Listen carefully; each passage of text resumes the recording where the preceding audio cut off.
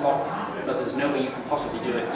And you just sort of sit there and think for minutes at a time, just puzzling over it. And then eventually, you have an aha moment, and you realize the puzzle. You realize how to solve it. And what I find interesting about that is that people think of games as software systems that live in hardware, and they're over here, and then a human interacts with it, but the game stays in the computer or the PlayStation, whatever. But really, a puzzle game exists as much in your head as it does here. The game is a total system which incorporates hardware and software and your brain. When you have that aha moment, that is part of the game operating at a layer of your consciousness rather than in the software. So I realized that this is basically reader response. This is basically it's kind of the death of the author. It's the idea that when you read a text, it isn't just here.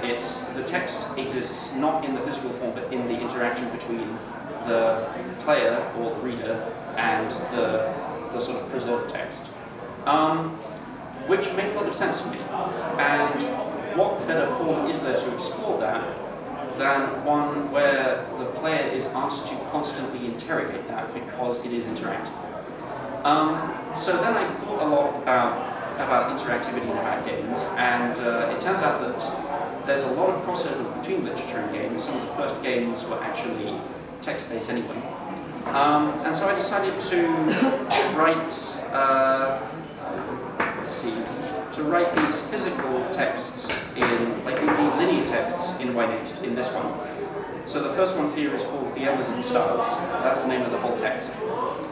And it's a sort of fairly typical, sort of postmodernist poem that's a bit clearer than most postmodernist poems. Use of white space, etc. And then at the bottom it says, this is a preview of a digital interactive workview. Play the whole text at, and then there's a URL. So this is actually a preview that my fellow writer and I came up with. And if you follow that URL, you will get to the real text, which is an interactive story about the last human being alive, trillions of years in the future, as the stars go dark, and he is orbiting the very last red dwarf in the universe in the final minutes. And he's thinking about what that all means.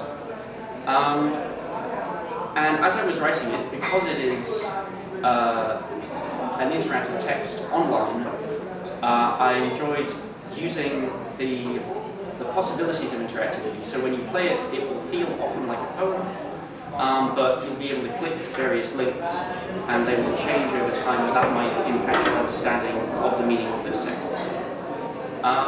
So I think I've gone on long enough on this one. Sure, okay. I'll read the first one. The Embers and the Stars. I speak to you from a distant future that you know full well exists, but dare not contemplate. A quick rundown. In 1 billion years, your unquiet sun will force you out.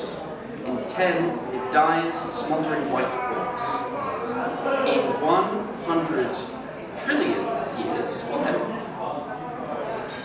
I sit orbiting a sun corpse, awaiting all our deaths, the sum total of all final breaths.